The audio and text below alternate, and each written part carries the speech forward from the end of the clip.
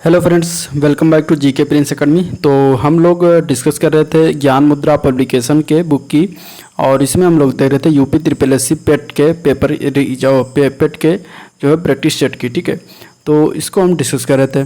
पेट में अगर देखा जाए ज्ञान मुद्रा में तो टोटल 25 प्रैक्टिस सेट दिया गया है, और इसमें अगर हम देखें तो विषय सूची में तो इसमें टोटल जो है अभी तक 7 प्रैक्टिस सेट हो चुका है। ठीक है, आज की इस वीडियो में जो होगा वो 8वां प्रैक्टिस सेट होगा, जो कि आपके एग्जाम्स के लिए बहुत ही महत्वपूर्ण है।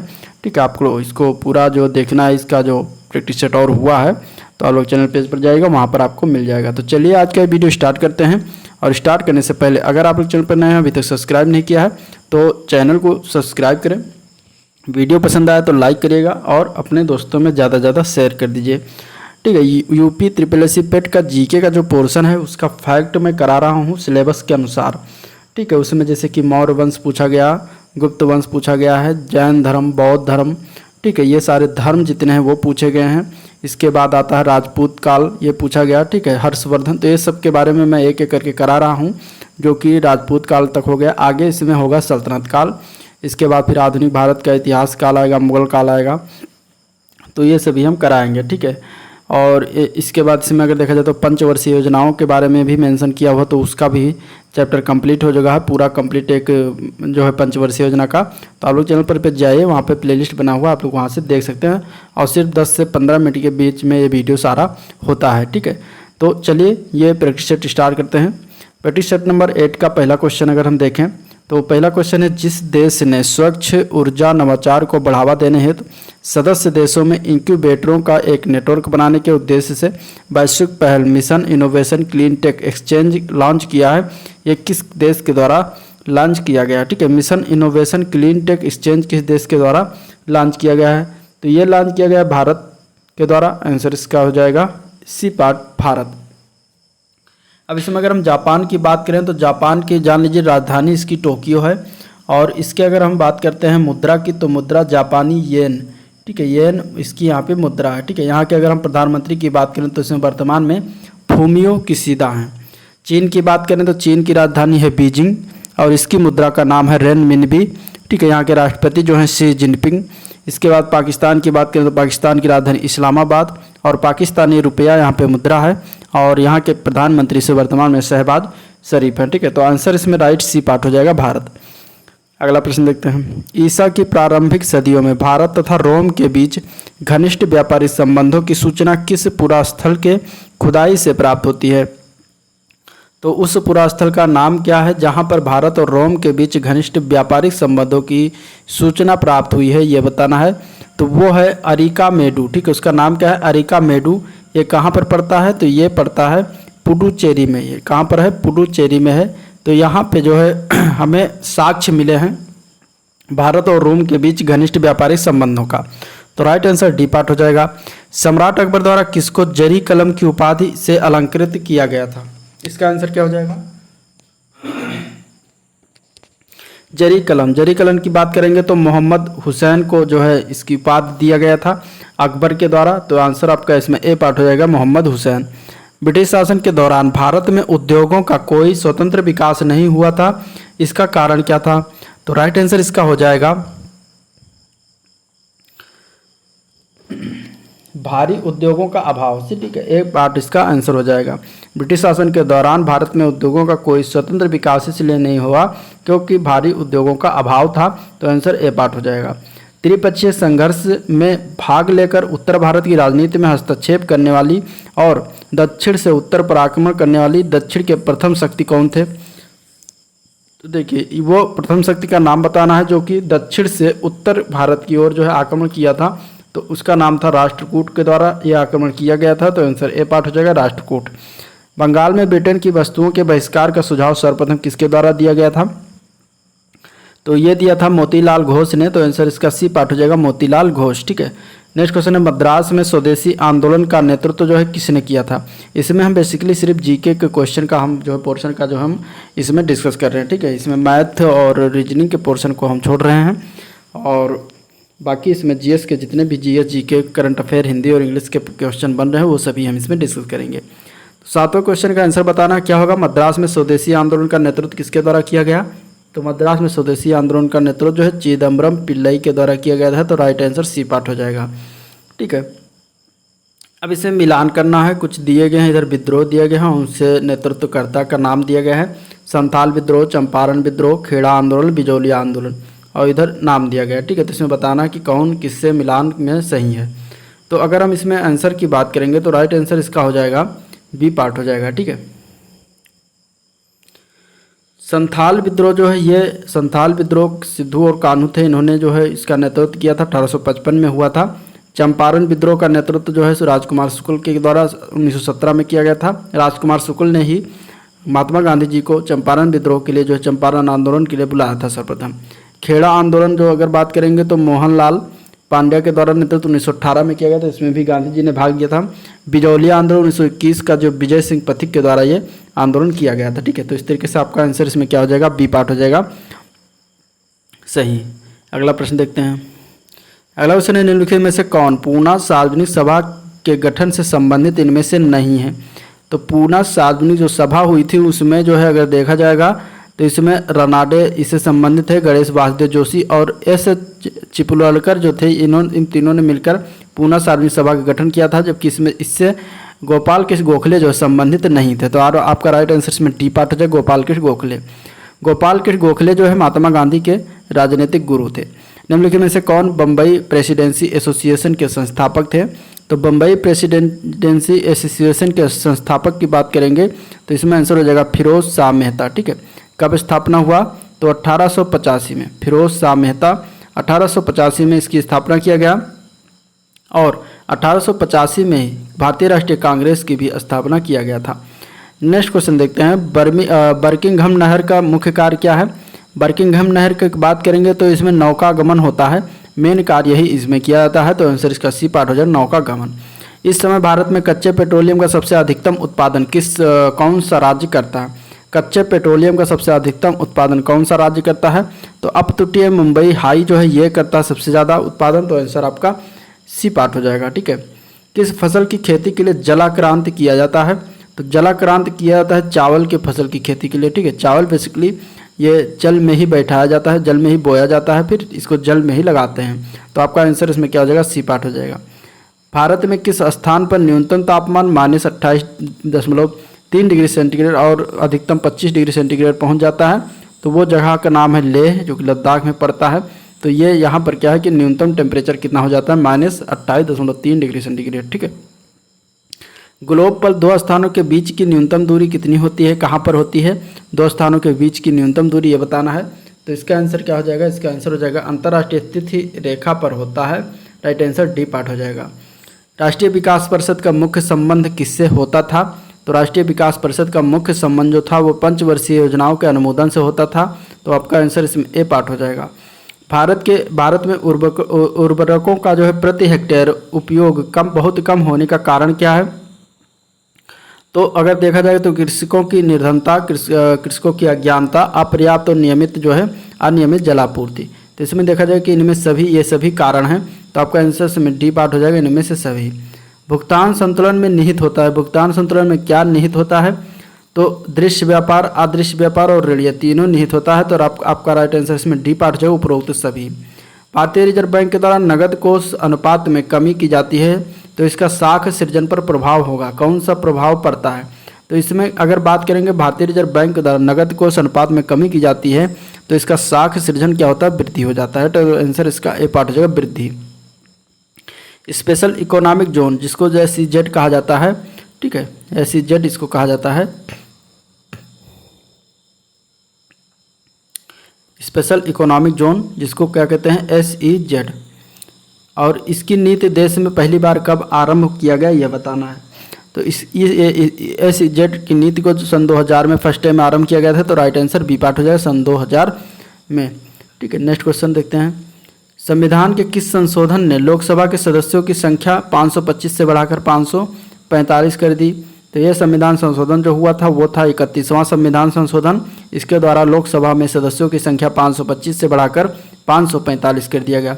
31वां संविधान संशोधन कब हुआ था। तो 1973 में हुआ था। ठीक है, अगला प्रश्न, नए राज्य के गठन की शक्ति निहित है, किसमें निहित होती है। नए राज्यों का गठन जो होता है तो नए राज्यों का गठन जो होता है वो संसद के द्वारा किया जाता है। तो आपका इसमें आंसर हो जाएगा राइट ए पार्ट संसद में।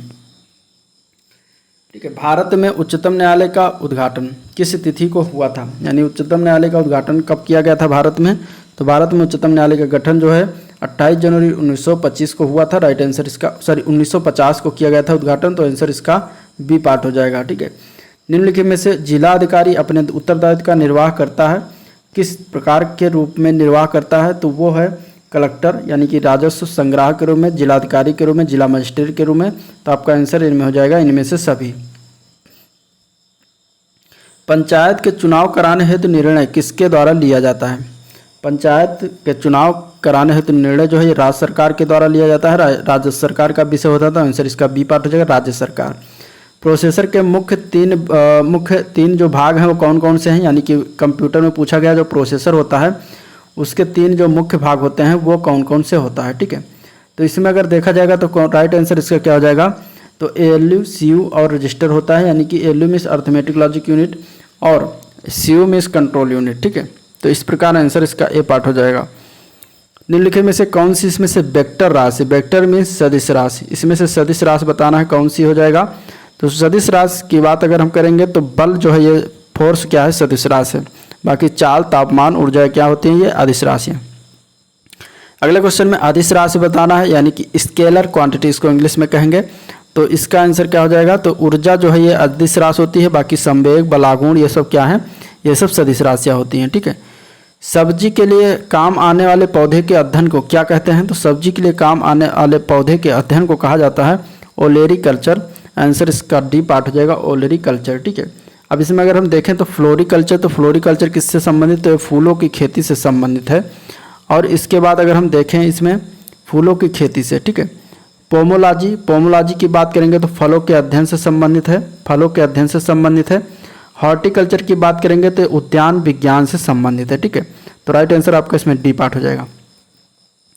लिथोट्रिप्सी क्या है ये बताना है। तो लिथोट्रिप्सी की बात करेंगे तो ये डी पार्ट हो जाएगा, बी पार्ट हो जाएगा। गुर्दे की पथरी किरणों द्वारा तोड़ना को क्या कहा जाता है? लिथोट्रिप्सी कहा जाता है। ठीक है, तो आपका राइट आंसर इसमें बी पार्ट हो जाएगा लिथोट्रिप्सी। अगला प्रश्न देखते हैं। अगला क्वेश्चन है सब्ज बाग दिखाना। लोकोक्ति है एक प्रकार का सब्ज बाग दिखाना, और इसका अर्थ क्या होगा ये बताना है। ठीक है, तो इसके अगर हम राइट आंसर की बात करें, सब्ज बाग दिखाना मीन्स लालच देकर उल्लू बनाना।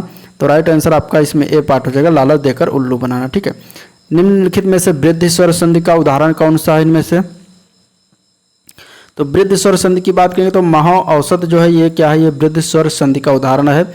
इसका अगर हम संधि विच्छेद करते हैं तो महा प्लस औसत के रूप में इसका जो है संधि विच्छेद होता है। ठीक है, जोड़ेंगे तो महौसत हो जाएगा, जो कि ये वृद्धि संधि का उदाहरण हो जाता है।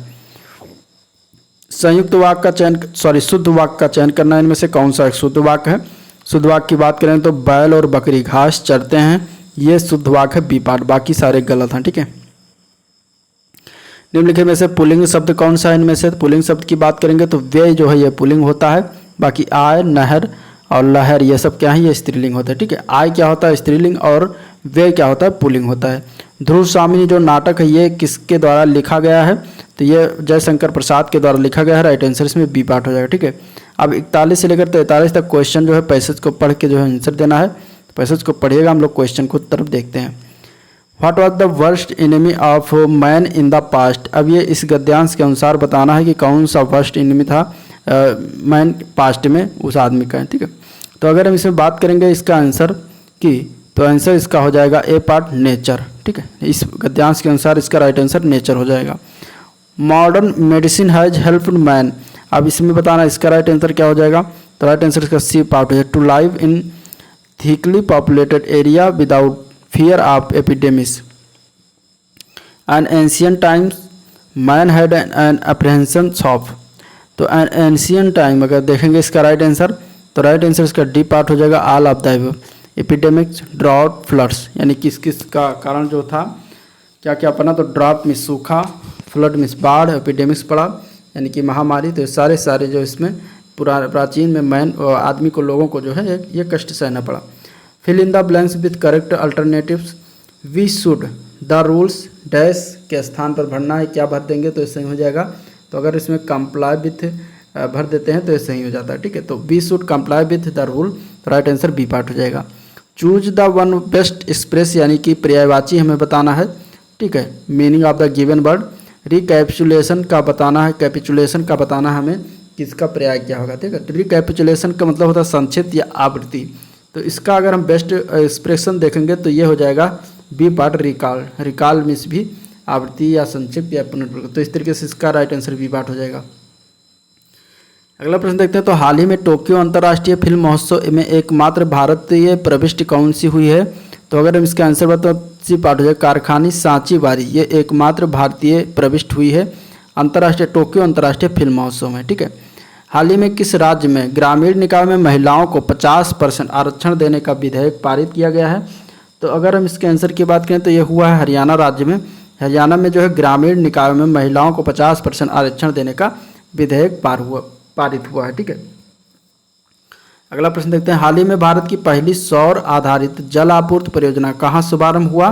तो पहली सौर आधारित जल आपूर्ति परियोजना जो है ये शुभारंभ किया गया अरुणाचल प्रदेश में। राइट आंसर इसका क्या हो जाएगा? D part Arunachal Pradesh.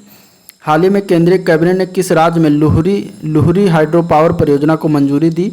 तो लुहरी हाइड्रो पावर परियोजना की बात करेंगे तो इसका आंसर हो जाएगा डी पार्ट हिमाचल प्रदेश, ठीक है। हिमाचल प्रदेश को ये जो है मंजूरी प्रदान किया गया, तो आंसर डी पार्ट हो जाएगा। हाल ही में किस राज्य के तेजपुर लीची को जीआई टैग जो है दिया गया?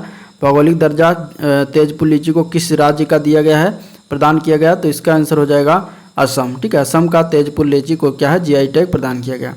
हाल ही में किस राज्य ने मछली पकड़ने वाले समुदाय के लिए पर्यावरण स्थायी कार्यक्रम परिवर्तनम शुरू किया है? यह परिवर्तनम किस राज्य के द्वारा शुरुआत किया गया है? तो ये शुरुआत किया गया असम के द्वारा। आंसर इसका बी पार्ट हो जाएगा असम, ठीक है। अगला प्रश्न देखते हैं। विश्व वन्यजीव कोष के एक सर्वेक्षण के मुताबिक भारत के कितने शहरों में 2050 तक पानी का तीव्र संकट आ सकता है? तो टोटल 30 शहरों को बताया गया कि 2050 तक क्या है कि भारत में इन 30 शहरों में जो है पानी का संकट आ सकता है। हाल ही में यूनेस्को ने भारत के किस टाइगर रिजर्व को बायोस्फीयर रिजर्व का दर्जा दिया गया?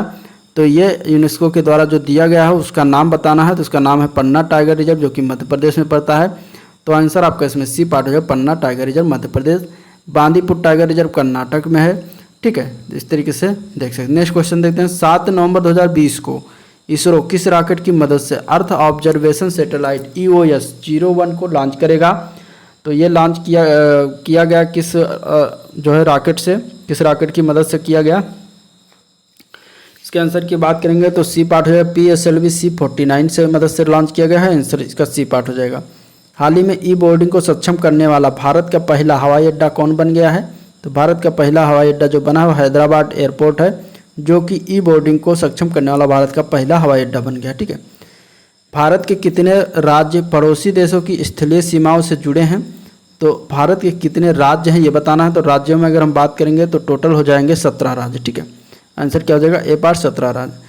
सिक्किम भारत का 22वां राज्य बना किस संशोधन के द्वारा, किस संविधान संशोधन के द्वारा? तो 36वां संविधान संशोधन हुआ था इसके लिए 1975 में भारत का 22वां राज्य सिक्किम बना था। राज्यसभा में गणपूर्त यानी कि कोरम के लिए निर्धारित संख्या कितनी है? तो राज्यसभा के लिए 25 निर्धारित किया गया है कोरम के लिए। तो आंसर ए पार्ट हो जाएगा 25। विश्व जल संरक्षण दिवस कब मनाया जाता है? तो विश्व जल संरक्षण दिवस हर वर्ष 22 मार्च को मनाते हैं। 11 जुलाई को मनाते हैं हर वर्ष विश्व जनसंख्या दिवस, ठीक है। तो आंसर आपका इसमें बी पार्ट हो जाएगा। निम्नलिखित में से कौन सी प्राकृतिक रूप से पाई जाने वाली ग्रीन हाउस गैस सर्वाधिक ग्रीन हाउस इफेक्ट करती है? तो अगर हम इसमें आंसर की बात करेंगे तो वो है जलवाष्प। राइट आंसर आपका डी पार्ट हो जाएगा जलवाष्प। ग्लोबीय ताप वृद्धि से संबंधित कथनों में से कौन सा एक सही है? अब इसमें अगर हम सही की बात करते हैं तो इसमें देखते हैं, पहले पढ़ते हैं। ग्लोबीय ताप वृद्धि का सबसे महत्वपूर्ण परिणाम यह है कि इससे ध्रुवीय बर्फ की टोपियों के पिघलने के बाद समुद्र की सतह में वृद्धि होगी। दूसरा है यदि ग्लोबीय वृद्धि ताप वृद्धि के वर्तमान स्तर पर नियंत्रण नहीं किया गया तो 2070 तक जो है समुद्र की सतह 1 मीटर तक बढ़ना संभावित है। विश्व के समस्त मूंगे के द्वीप डूब जाएंगे। और यह चौथा है कि यह संभावना 2044 तक फिजी डूब जाएगा। और फिजी एक देश है। समुद्र तल के बढ़ने से इसी वर्ष तक नीदरलैंड पर एक गंभीर संकट छा जाएगा। अब इसमें बताना है कि ग्लोबीय ताप वृद्धि से संबंधित में कौन सा कथन इसमें जो सही है, ठीक है। तो अगर हम इसमें अगर आंसर की बात करेंगे तो इसमें देखिए पहला सही है इसमें ठीक है। गोलवीय ताप वृद्धि का सबसे महत्वपूर्ण परिणाम यह होगा कि ध्रुवीय बर्फ की टोपियों के पिघलने के बाद समुद्र की सतह में वृद्धि होगी, ये राइट है। ठीक है। इसमें जो दूसरा लिखा 2070 तक समुद्र की 1 मीटर बढ़ना, यह गलत है। ठीक है। तीसरा इसमें लिखा हुआ है कि विश्व के समस्त मूंगे द्वीप डूब जाएंगे, ये भी सही है। चौथा लिखा 2044 तक जो है फिजी डूब जाएगा और समुद्र तल बढ़ने से इसी वर्ष नीदरलैंड में गंभीर संकट आ जाएगा, तो ये भी सही है। तो यानी कि 1, 3, 4 सही हो जाएगा आपका राइट आंसर इसमें। तो आंसर आपका इसमें हो जाएगा सी पार्ट 1, 3, 4। ठीक है। इनमें से किसका मुख्यालय पेरिस फ्रांस में है? नाफ्टा, नाटो, सार्क या ईएसए? अब अगर हम इसमें आंसर की बात करेंगे तो पेरिस और फ्रांस की अगर किसका मुख्यालय ये बताना है तो इसमें अगर देखेंगे तो ईएसए का जो मुख्यालय कहाँ पर है, हेडक्वार्टर कहाँ पर है? पेरिस फ्रांस में। ठीक है। अब सबका हम एक बार तरीके से देख लेते हैं। एक तरीके से नाफ्टा की बात करेंगे तो नाफ्टा का फुल फॉर्म अगर हम देखें तो north American free trade agreement है। ठीक है। और ये जो है आया था 1 जनवरी 1994 को ये आया। ठीक है। इसके बाद नाटो की बात करेंगे तो नॉर्थ अटलांटिक ट्रीटी ऑर्गेनाइजेशन, इसका फुल फॉर्म बनता है। ये स्थापना हुआ था 4 अप्रैल 1949 को और इसका जो है हेडक्वार्टर है, इसका हेडक्वार्टर कहाँ पर है? इसका हेडक्वार्टर है ब्रुसेल्स, बेल्जियम में। ठीक है। ब्रुसेल्स, बेल्जियम में इसका हेडक्वार्टर है। सार्क की बात करेंगे तो south Asian association for regional cooperation, इसका फुल फॉर्म बनता है और 8 दिसंबर 1985 को जो है स्थापना हुआ था। ठीक है। इसके बाद इसमें 1985 को स्थापना हुआ और कहाँ पर हुआ था? ढाका में हुआ था, लेकिन इसकी जो है हेडक्वार्टर बनाया गया काठमांडू, नेपाल में। ठीक है। ईएसए मीन्स होता है, इसका full form European space agency. ये जो है फाउंडेड हुआ 30 मई 1975 को और इसका जो है मुख्यालय कहाँ पर है? पेरिस, फ्रांस में। ठीक है। और इसमें जो है टोटल 22 मेंबर हैं, नाटो में 22 नहीं, टोटल 30 मेंबर हैं। ठीक है। तो इस तरीके से होगा। और अगर सार्क की बात करेंगे तो इसमें 7 मेंबर है। अगला प्रश्न, भारतीय शास्त्रीय नृत्य की सबसे प्राचीन शैली इनमें से कौन सी है? तो शास्त्रीय नृत्य की सबसे प्राचीन शैली है वो है भरतनाट्यम। आंसर इसका सी पार्ट है भरतनाट्यम, जो कि तमिलनाडु का शास्त्रीय नृत्य है। दुनिया का सबसे बड़ा और सबसे अधिक दर्शकों की क्षमता वाला स्टेडियम कौन सा है? तो सबसे बड़ा जो है नरेंद्र मोदी स्टेडियम, जिसको मोटेरा स्टेडियम कहते हैं, ये सबसे बड़ा है। आंसर बी पार्ट हो जाएगा। इनमें से कौन सा युग्म जो है गलत है? एक तो राष्ट्रीय पादप जैव प्रौद्योगिकी अनुसंधान केंद्र, ये नई दिल्ली, ये सही है। राष्ट्रीय अनुसंधान एवं प्रबंधन अकादमी हैदराबाद, ये भी सही है। केंद्रीय ताज़ा जल जीव पालन संस्थान कोचीन, ये गलत है। ठीक है। कोचीन नहीं है, ये भुवनेश्वर है। तो यही आपका राइट आंसर हो जाएगा सी पार्ट। बाकी केंद्रीय अंतःस्थलीय मात्स्यिकी अनुसंधान केंद्र, ये बैरकपुर में है। तो राइट आंसर आपका इसमें सी पार्ट हो जाएगा। अब 71 से 75 तक क्वेश्चन जो दिया गया है वो गद्यांश को पढ़ के देना है इसका आंसर। हम गद्यांश के पढ़िएगा, अब क्वेश्चन की तरफ देख रहे हैं। संसार के अधिकांश कवियों ने जिस भाषा विषयक प्रवृत्ति का अनुकरण किया है वो प्रवृत्ति कौन सी है? तो उस प्रवृत्ति है अलंकृत भाषा का प्रयोग किया गया है। राइट आंसर इसमें बी पार्ट हो जाएगा। ठीक है। शब्दार्थ के शोभातिशयी धर्म अलंकार के समर्थक आचार्य कौन से हैं? तो उनका नाम है विश्वनाथ। आंसर ए पार्ट हो जाएगा। कब से अलंकारिक भाषा का प्रयोग किया जा रहा है? तो ये बताना है कि भाषा का जो अलंकारिक भाषा है कब से प्रयोग किया जा रहा है? तो साहित्य सृजन से किया जा रहा है। तो आंसर इसमें हो जाए ए पार्ट। संसार का प्राचीनतम ग्रंथ कौन सा है? तो संसार का प्राचीनतम ग्रंथ है जो ऋग्वेद। आंसर ए पार्ट हो जाएगा। अलंकार विहीन कविता किसके समान होती है? तो अलंकार विहीन कविता एक विधवा के समान होती है। तो आंसर बी पार्ट हो जाएगा। ठीक है। 76 से 80 तक क्वेश्चन को अगर हम देखें तो इसको भी पढ़ के देना है क्वेश्चन गद्यांश को। अब गद्यांश के अनुसार देखते हैं तो संस्कृत का क्षेत्र किस सीमा तक विस्तृत था? तो संस्कृत का क्षेत्र जो है ये बताना है, तो इसे सार्वदेशिक था। आंसर बी पार्ट हो जाएगा। सांस्कृतिक निरंतर के लिए किसका अध्ययन आवश्यक नहीं है? सांस्कृतिक निरंतर के लिए किसका अध्ययन आवश्यक नहीं है ये बताना है। तो ब्रज भाषा का आवश्यक अध्ययन करना आवश्यक नहीं है। तो राइट आंसर आपका इसमें सी पार्ट हो जाएगा ब्रज भाषा। जातीय भाषा के रूप में आज किस भाषा को मान्यता प्राप्त है? तो जातीय भाषा के रूप में देखा जाए तो बांग्ला भाषा को मान्यता प्राप्त है। आंसर बी पार्ट हो जाएगा। ठीक है। अपभ्रंश को हिंदी साहित्य के इतिहास का अंग मानने के लिए क्या आधार होना चाहिए?